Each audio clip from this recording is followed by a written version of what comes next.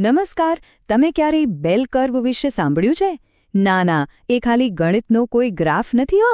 એ તો આપણી આસપાસની દુનિયાને સમજવાની એક સમજો ને કે જબરદસ્ત ચાવી છે. આજે આપણે આ દેખાવમાં એકદમ સુંદર લાગતા કર્વ પાછળ છુપાયેલા રહસ્યોને સાવ સહેલી ભાષામાં સમજીશું. તો આજે આપણે શું જોવાના છીએ? ચાલો આપણો રોડમેપ જોઈ લઈએ. આપણે એકદમ શરૂઆતથી એક ગૂંચવણભરી સમસ્યાથી ચાલુ કરીશું. પછી X થી Z સુધી પહોંચવાની એક મજેદાર ટ્રીક શીખીશું અને છેલ્લે સંભાવના ગણવા માટેના કેટલાક એકદમ સરળ નિયમો જાણીશું. તો ચાલો શરૂ કરીએ. ચાલો એક નાનકડી સમસ્યાથી શરૂઆત કરીએ. વિચારો કે મારે એ જાણવું છે કે કોઈ વિદ્યાર્થીને બરાબર 75.5 માર્ક્સ જ આવશે, એની સંભાવના કેટલી? હવે આ શોધવું અઘરું છે. કેમ? કારણ કે માર્ક્સ તો 75.51 પણ હોઈ શકે, 75.512 પણ હોઈ શકે. આવી સતત ચાલતી દુનિયામાં આપણે સંભાવના માપીશું કેવી રીતે? તો અહીંયા જ મોટો સવાલ ઊભો થાય છે. જ્યારે કોઈ પણ પરિણામ શક્ય હોય ત્યારે કોઈ એક ચોક્કસ રેન્જમાં પરિણામ આવવાની સંભાવના શોધાય કઈ રીતે? અને આનો જવાબ એ ખૂબ જ આકર્ષક આકૃતિમાં છુપાયેલો છે. અને આ છે આપણો હીરો, પ્રામાણ્ય વિતરણ. આ જે ઘંટ જેવો આકાર છે ને, જેને આપણે બેલ કર્વ કહીએ છીએ, એ આપણને બધું સમજાવે છે. જે પરિણામો સામાન્ય છે એ વચ્ચેના ઊંચા ભાગમાં આવે, અને જે પરિણામો ઓછા સામાન્ય હોય એ બંને બાજુના છેડા પર દેખાય. હવે જુઓ, આ કર્વ પાછળનું ગણિતનું જે સૂત્ર છે ને, એ જોઈને બિલકુલ ગભરાવાની જરૂર નથી.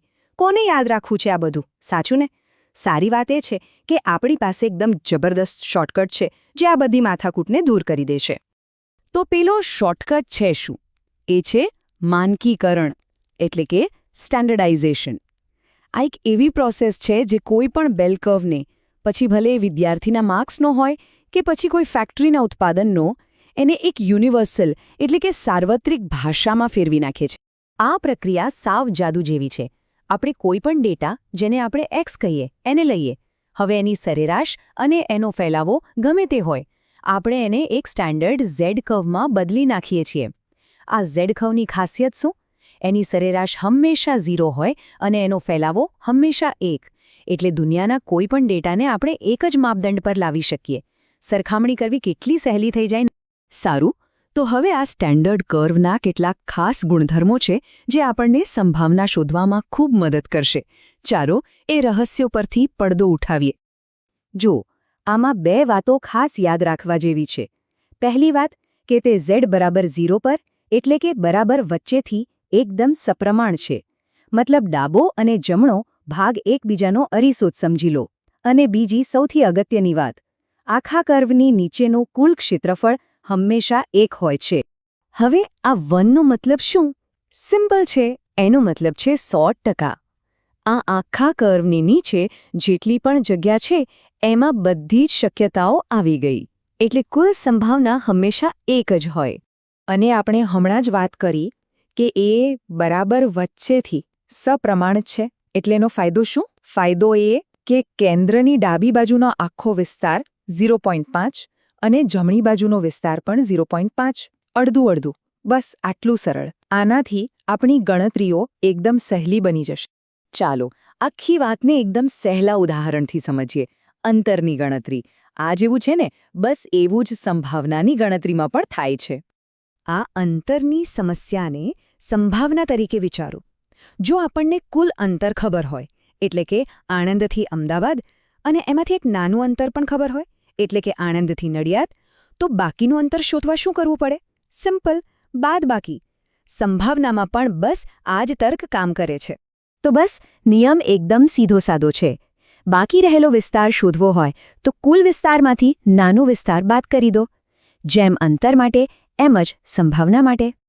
સારું, તો હવે આ સંભાવનાના મૂલ્યો આપણને મળશે ક્યાંથી? એના માટે આપણી પાસે એક રેડીમેડ ટેબલ છે, જેને Z ટેબલ કહેવાય છે. આ ટેબલ આપણને કેન્દ્ર એટલે કે 0 થી લઈને કોઈપણ Z પોઈન્ટ સુધીનું ક્ષેત્રફળ સીધું આપી દે છે. ગણતરી કરવાની કોઈ માથાકૂટ જ નહીં, બસ ટેબલમાં જોવાનું. તો હવે આપણી પાસે બધા ટૂલ્સ તૈયાર છે. ચાલો હવે આપણે ફાઇનલી એ 3 સિમ્પલ નિયમો જોઈએ જેનો ઉપયોગ કરીને આપણે કોઈપણ પ્રકારના વિસ્તારની સંભાવના શોધી શકીએ. અહીંયા મુખ્યત્વે 3 પરિસ્થિતિઓ હોય છે. જો તમારે કેન્દ્રની બંને બાજુનો વિસ્તાર શોધવો હોય તો બંને બાજુના ક્ષેત્રફળનો સરવાળો કરો. જો તમારે એક જ બાજુના 2 પોઇન્ટ્સ વચ્ચેનો વિસ્તાર શોધવો હોય તો બાદબાકી કરો. અને જો તમારે કોઈ પોઈન્ટથી લઈને છેક છેડા સુધીનો વિસ્તાર શોધવો હોય તો અડધા ભાગ એટલે કે 0.5માંથી બાદબાકી કરો. બસ આટલું જ. આ કોષ્ટક આખી વાતને એકદમ સ્પષ્ટ કરી દે છે.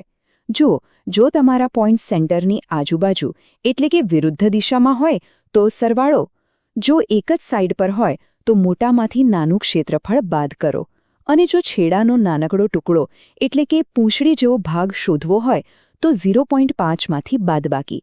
બસ આ 3 નિયમો આખા ખેલનો આધાર છે. તો આ ખાલી ગણિતના દાખલા નથી. પરીક્ષાના પરિણામો હોય કે લોકોની ઊંચાઈ, કુદરતમાં અને આપણી આસપાસની દુનિયામાં ઘણી બધી વસ્તુઓ આ બેલ કર્વને અનુસરે છે. એ આપણને શીખવે છે કે મોટાભાગની વસ્તુઓ સરેરાશની આસપાસ જ હોય છે અને એકદમ ટોચના કે એકદમ નિમ્ન પરિણામો બહુ ઓછા જોવા મળે છે. વિચારો કે આપણી દુનિયામાં આ પેટર્ન બીજે ક્યાં ક્યાં જોવા મળતી હશે. આભાર.